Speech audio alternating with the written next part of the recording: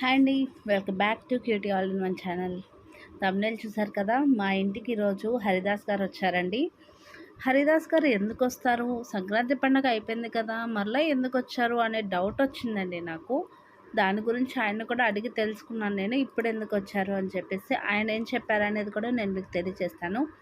మీలో ఎవరైనా మొదటిసారి కనుక నా వీడియో చూస్తున్నట్లయితే లైక్ చేసి, షేర్ చేసి, సబ్స్క్రైబ్ అనేది చేయండి. మీరు సబ్స్క్రైబ్ చేసినట్లయితే మాకు చాలా సపోర్టివ్గా ఉంటుంది. అదేవిధంగా మా యొక్క వీడియోస్ అనేవి మీకు నోటిఫికేషన్ రూపంలో కూడా రావడం జరుగుతుంది.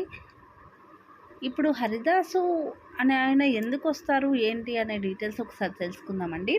హరిదాస్ని విష్ణుమూర్తి సంకేతంగా భావిస్తారు. ఆయన తల మీద ఉండే గిన్నెను భూమికి ప్రతీక అని చెప్తారు. అలాగే లోకంలో ఉండే సుఖాలకు లొంగిపోయి దేవుణ్ణి మర్చిపోవద్దు అని చెప్పి హరిదాసు కీర్తనలు పాడుతాడు. అలాగే ఎక్కువ తక్కువ అనే తేడా లేకుండా అందరూ సమానము అని చాటి చెప్పే హరిదాసు కీర్తనల్లో రూపం ఉంటుంది. వీరు భిక్షం అడగరు. ఎవరైనా దానం చేస్తే తీసుకుంటారు, లేకుంటే లేదు. అలాగే వీరు వెనక్కి తిరిగి చూడరు. ఇల్లు దాటి వెళ్ళిపోయిన తర్వాత మరలా ముందుకే వెళ్తారు, కానీ వెనక్కి అనేది రారు. అలాగే వీరు వీధుల్లో తిరుగుతున్నంతసేపు విష్ణు కీర్తన చేస్తూ ఉంటారు. అసలు ఎందుకు ఇలా అంటే, నేను అడిగాను, సంక్రాంతి పండుగ అప్పుడు కదా మీరు రావాల్సింది, ఇప్పుడు ఎందుకు వచ్చారు అని చెప్పేసి.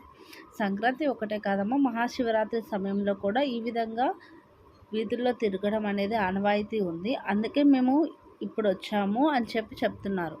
ఇంకా శివరాత్రి వరకు కూడా ఇదే విధంగా ఊరూరు తిరుగుతూ కీర్తనలు, హరిదాసు కీర్తనలు పాడుకుంటూ వెళ్తారంట.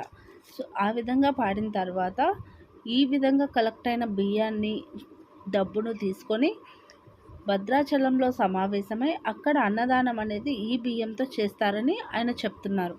అదేవిధంగా అంతకుముందు మన పూర్వకాలంలో మన చిన్నపిల్లలప్పుడు అయినట్లయితే బాగా భిక్షాటన చేసినప్పుడు బాగా ధాన్యం అమౌంట్ కానీ ఏదైనా ఇచ్చేవారు. కానీ ఇప్పుడు అలా లేదమ్మా, మమ్మల్ని కూడా భిక్షగాళ్ళ లెక్క చూస్తున్నారు అని చెప్పి ఆయన చెప్తున్నారు. కానీ మేమైతే భిక్షావళం కాదు, ఎవరైనా ఇస్తేనే తీసుకుంటాం, లేకుంటే లేదు. మేము ఈ విధంగా వచ్చిన బియ్యాన్ని కానీ డబ్బును కానీ మేము వాడుకోము. ఆ యొక్క భద్రాచలం శ్రీరాముడి దగ్గరకు వెళ్ళి అక్కడ అన్నదానం చేయడానికి ఈ యొక్క ధాన్యాన్ని, అదేవిధంగా డబ్బులను వినియోగిస్తాము అని చెప్పి ఆయన చెప్తున్నారు. అదేవిధంగా ఎవరు కూడా భిక్షాటన చేస్తున్నారు అని అనొద్దు. మేము భిక్షాటన కాదు చేసేది, మీరు ఎంత ఇస్తే అంతే తీసుకుంటాం, కానీ ఇంతే కావాలి మాకు అని చెప్పి అడగమని కూడా చెప్తున్నారు. ఈ విధంగా మహాశివరాత్రి అప్పుడు కూడా చేస్తే, మహాశివరాత్రి అప్పుడు కూడా వీధి తిరిగి హరికీర్తనలు పాడుతూ ఉంటారంట అని ఆయన చెప్పారు. ఈ వీడియో నచ్చితే లైక్ చేసి షేర్ చేసి సబ్స్క్రైబ్ అనేది చేయండి. మీరు సబ్స్క్రైబ్ చేస్తే మాకు చాలా యూస్ఫుల్గా కూడా ఉంటుంది. Thank you for watching cutie.